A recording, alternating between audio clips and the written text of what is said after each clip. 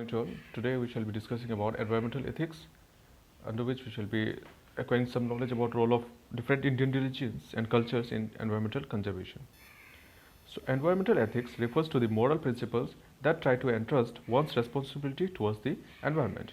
It considers the ethical relationship between human beings and the natural environment. That is, ethics tells us what is right and what is wrong. Okay, what to do and what not. The academic field of environmental ethics grew up in the response to the work of scientists such as Rachel Carson and events such as the first Earth Day in 1970, when environmentalists started urging philosophers to consider the philosophical aspects of the environmental problems. Environmental ethics is the part of environmental philosophy which considers extending the traditional boundaries of ethics from solely including human to including non-human world. Indian religion and cultures in environmental conservation. First is Hinduism. The practitioners and scholars of Hinduism find traditionally approaches to the natural environment in such concepts as dharmic ethic or prakriti. The development of Ayurveda and the readings of Vedic literature created the foundation of environmental conservation. Emphasis has been laid on the importance of plants, animals, microbes, and energy components of the environment, their interrelationship, and the importance for their conservation. Okay. The images of various gods and goddesses are seen have variety of animals related to them, which in turn helps in the conservation, prevention, and protection of the plant species, indirectly thus providing a helping hand in the environmental conservation. You will see the images of the goddess and god. Okay, associated with some of the other kind of animals. Okay, so in this way people indirectly conserve the animals. Okay, Hinduism contains numerous references to the worship of the divine in nature in its Vedas, Upanishads, Puranas, Sutras, and in other sacred texts. Hindu recites Sanskrit mantras to revive the river, mountains, trees, animals, and earth. In Hinduism, mostly the animals and trees are mostly prayed. Okay, the Hindu teachings on environment, such as Pancha Mahabhutas, that is the 5 great elements, create a web of life that is shown forth in the structure and interconnectedness of the cosmos and the human body. Ishvasyam, divinity is omnipresent and takes infinite forms, that is, God exists in every individual. Forms protecting the environment is a part of Dharma. The earth is goddess and our mother and deserves our devotion and protection. Ahimsa is the greatest Dharma, and many more in respect of the conservation of the environment. Okay, mostly you will see in Hinduism, you will see the people are offering their prayers to the trees, to different animals. Okay, even in case of marriage also they used to offer they used to pray to some kind of trees. Okay, so indirectly it is helping to conserve the environment and its related aspects. Then Islam. In Islamic view of nature believes that nature stands as a sign of God's creation and hence all deserves attention and consideration. Islam believes that every human should treat all creatures with compassion, as they will be responsible on the day of the judgment on how they treated these creatures. According to Islam, Allah bestowed all the resources of nature with all human beings required in order to fulfill their objectives. Okay. The utilization of these resources such as water, land, forest, minerals, etc. is the right and privilege of all people and all species. The Islam believes that man is a mere manager of the earth and not a proprietor. Islamic principle thus emphasizes the protection and conservation of basic natural elements, making protection, conservation, and sustainable development of the environment and natural resources a mandatory religious duty of every Muslim.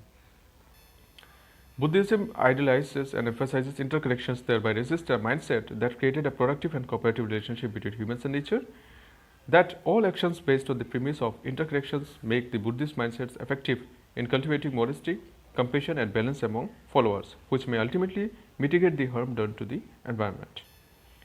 One benefit of the Buddhist interconnected mindset is the inevitable humility that ensures.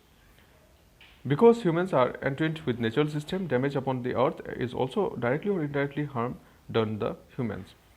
Another benefit of Buddhist practice to the environment is the compassion that drives all their thinking. When humans realize that they are all connected to the environment, harm done to another will never benefit the initiator, then it will provide a helping hand in the environmental conservation. Christianity, the foundation of Christian environment ethics is the principle of creation value, the principle of sustained order and purpose, and the principle of universal corruption and redemption. The principle of creation value recognizes that God creates heaven and earth and all the things found therein. The principle of sustained and purpose implies that God originally created all elements of nature to fit and function together in an orderly fashion within interrelated systems to meet certain ongoing process. The principle of universal corruption and redemption states that all of creation has been corrupted by sin. Nature provides beneficial service to people, but if we sin, nature can also be source of physical harm to people caused by tornadoes and hurricanes. In the biblical incidents of Noah's Ark, the beautiful natural rainbow is God's sign and reminder of his agreement with Noah not to destroy life on earth again with a great flood. According to the religious scriptures, Noah was instructed by God to build a wooden ship and bring a male and female of every species on earth into the ship in order to save the devastating floods and prevail their existence on earth. So, in the next video lecture, we shall be discussing about environmental communication and public awareness.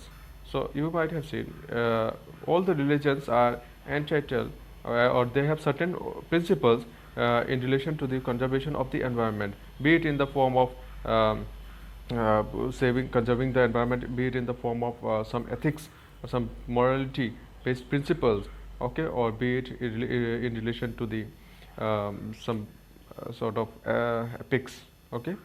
So you can see in Hinduism, mostly the god and goddess are associated with the animals, and certain type of plants are being offered prayers, okay. So in this way it helps to conserve the most of the species, okay.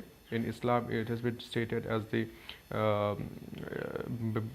it is stated that human beings are mere manager of the earth and not as a proprietor, and that they are to they are responsible, okay, to answer on the judgment day as how they treat the creatures, okay. And then in Buddhism, it emphasizes mostly the interconnections of the mindsets of the people in relation to that of the environment, okay. If we keep this in mind, that if we harm the environment, we'll get in return, and if we do something good to the environment, we'll get benefits in return. So this is very much important as per the Buddhism point of view.